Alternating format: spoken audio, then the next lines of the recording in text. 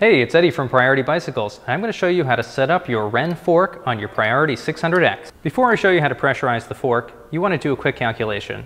If you take 35% of your weight, that's how much pressure you want to have in the fork as a starting point.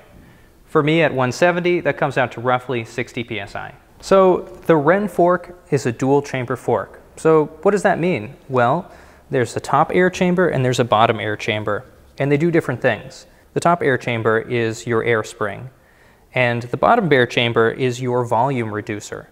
So the top air chamber is what's going to provide the general impact absorption and kind of control. And the bottom air chamber is going to stop the fork from bottoming out at the extreme of travel.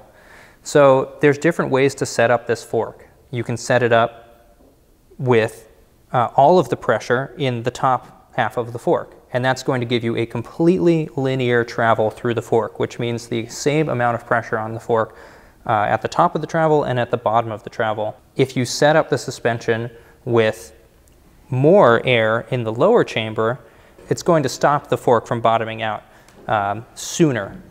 I'm going to set this up in a really simple starting point, which is 30 psi in the top and 30 psi in the bottom. So let me take you through how to pressurize this 50-50 ratio. So you're going to start by unthreading the top cap here, and then take your shock pump, thread it on to the valve here, and these forks should ship with some pressure in them. If you want to, you might even want to let all the pressure out first and just start from zero, but we've got a little pressure here to start, so I'm just going to pump it up to my calculated. Okay. You want to make sure it's threaded all the way on. And so with it threaded all the way on, I'm going to pump it up here to 30 psi to start. You can let some pressure out too using this button.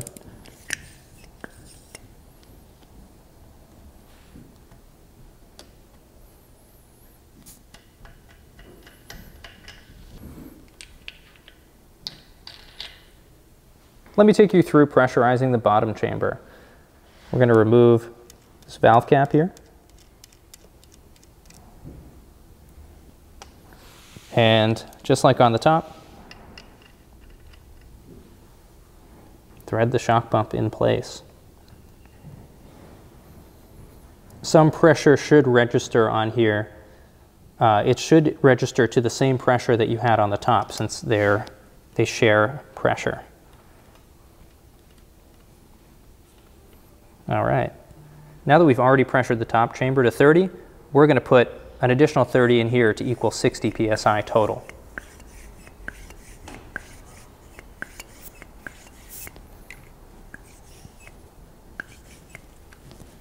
And then just remove it when you're done. And don't forget to put your valve cap back on. Now that you've got your base pressure in the fork, you want to go back and set your sag. Sag is how much travel the suspension is with you and your gear on the bike in a neutral riding position. So you want to go back and get all your gear together to your final weight of your setup and set the suspension fork for that. So if you're comfortable getting on the bike and leaning up against the wall, that's a good way to do it. Otherwise, if you can have a friend come and help hold you up, that's great too.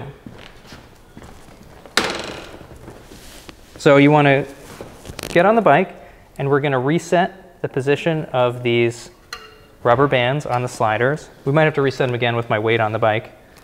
I'm gonna put my ruler away for now. So you're gonna get on the bike, and let's just make sure these are reset all the way. Yeah, that seems fine. And then in a neutral, kind of a little bit athletic position, just hold yourself on the bike for a second, and then get off really gently. We don't want to compress the suspension more. Now we can grab a ruler and see how far into the travel we are. So 20% is 22 millimeters. So that's kind of where you want to start. You might want it to be a little bit deeper into the travel than that. Here I am at about 30 millimeters. So I'm actually going to go back in and add a couple of pumps of pressure to the top chamber to stiffen this up a little bit. So because of my sag measurement, I've just added a little bit of pressure to the top chamber, and now it's time to set the rebound. So you don't want the fork to be too reactive and bouncy, but you don't also want it to be too slow because it won't snap back into place when you need it. So to test this, we're just going to basically push down on the fork and just try and pull our hands away. And if the bike can just keep up with our hands, then that's usually a good starting point for rebound. And the way you can adjust that is with the knob on the end of the right side stanchion.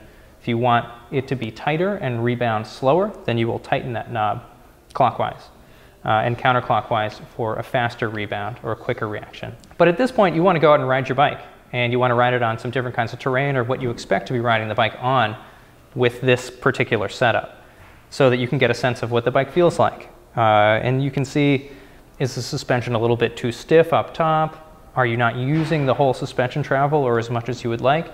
And you can kind of fine-tune your setup based on how it feels. As always, if you have any questions, reach out to us.